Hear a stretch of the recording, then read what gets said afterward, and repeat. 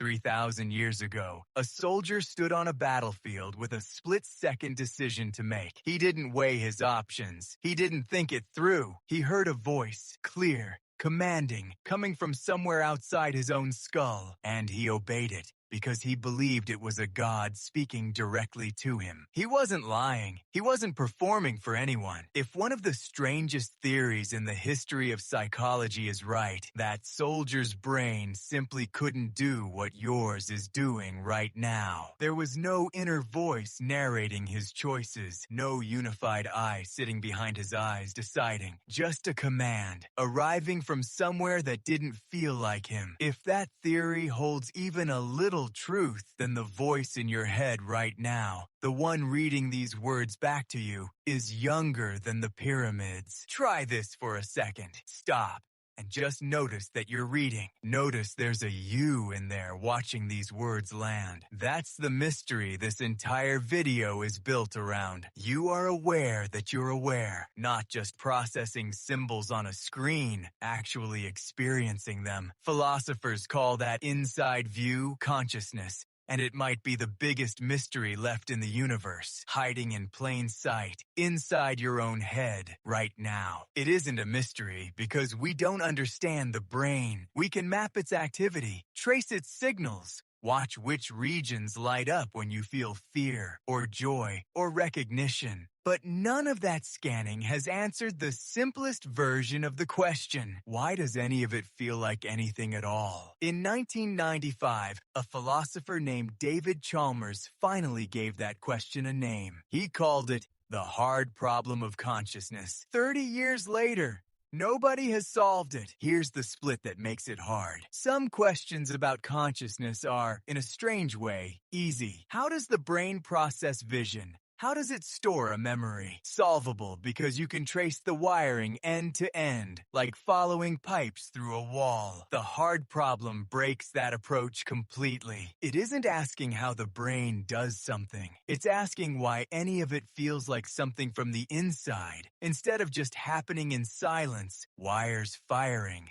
Nobody home. Here's a thought experiment that makes this concrete. Imagine a robot built to detect pain. It pulls back from heat. It protects a damaged part. It even says, ouch. Now ask the question that breaks the whole model. Does it actually feel anything? Or is it just performing pain with nobody inside to experience it? You can't answer that from the outside. Neither can science yet. So somewhere in your evolutionary past, that feeling switched on. It wasn't always there. Something happened. What? One leading answer is called global workspace theory. And here's the simplest way to picture it. Your brain is like a newsroom. Dozens of departments working separately, one on sound, one on memory, one on vision, one on planning. They can't all talk to everyone at once. So the theory says consciousness might be the broadcast. The instant one department's story gets pushed live to every screen in the building, so the whole system can act on it together.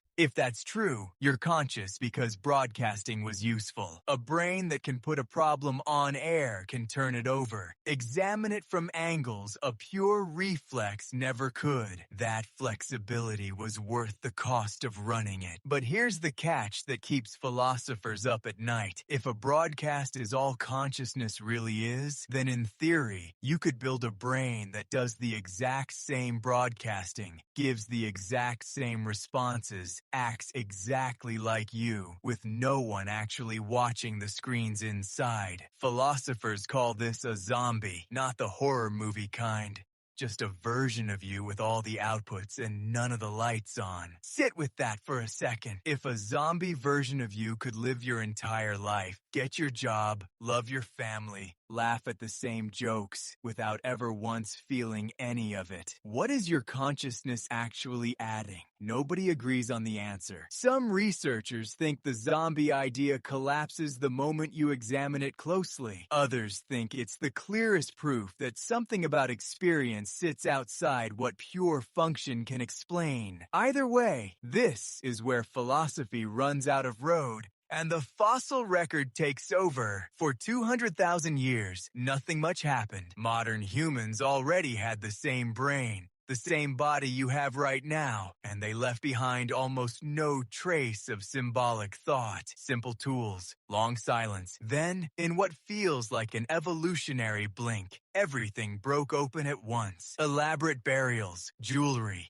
cave paintings so sophisticated they still stop researchers cold today. Trade routes stretching hundreds of miles. People planning for things that hadn't happened yet. Archaeologists call it the Great Leap Forward. And it's one of the strangest turning points in the entire human story. A species that goes quiet for 130,000 years, and then, in an instant by evolutionary standards, starts building meaning out of nothing. What could cause a leap like that? The leading answer is language, but not the kind other animals already have. Language that can point at something not in the room. Language that can travel into the past, the future, someone else's mind, a hypothetical that never happened. Language that can say, what if, and mean it. That kind of language probably didn't create consciousness out of nothing. It may have rewired it, given it a narrator, a voice running constantly underneath everything you do right now. Which brings you back to that soldier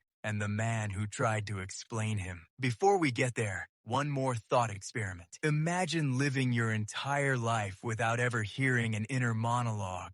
No voice narrating your choices, just acting. Would you even know something was missing? In 1976, a psychologist named Julian Jaynes proposed exactly that, and it's still one of the most argued over ideas in psychology. Genius, or completely wrong. Nobody's fully settled it. Jaynes argued that the narrating voice in your head isn't ancient. He placed its origin at roughly 3,000 years ago. Before that, he claimed, there was no single I running the show. Facing a hard decision, people heard voices, external, commanding, and understood them as God speaking. He called it the Bicameral Mind, a brain split into two chambers, one that gave the order, one that simply obeyed. His evidence is textual, not biological. It comes from the Iliad, one of the oldest surviving texts on Earth, where heroes almost never deliberate the way you would. A god appears, gives the order, the hero moves. Jaynes read this as a literal transcript of how those minds worked. Most neuroscientists today think that's a stretch too far. But the deeper question underneath his theory, whether the self-aware mind you live inside every day is really as ancient as it feels, has never been fully closed. So what can actually be confirmed? Less than you'd think. Consciousness doesn't belong to humans alone. In 2012, leading neuroscientists signed the Cambridge Declaration on Consciousness, stating plainly that non-human animals carry the neurological structures needed to generate conscious experience. Mammals, birds, even octopuses show real signs of an inner life running behind their eyes. Here's a simple way to see what's different in you. Show a chimpanzee a mirror with a mark on its face, and eventually it reaches for its own face, not the glass. A handful of species pass this test, but only humans take it a step further. They don't just recognize the face in the mirror. They wonder about the thing doing the recognizing. Psychologists call this metacognition, thinking about your own thinking. And right now, reading this sentence, you're doing it.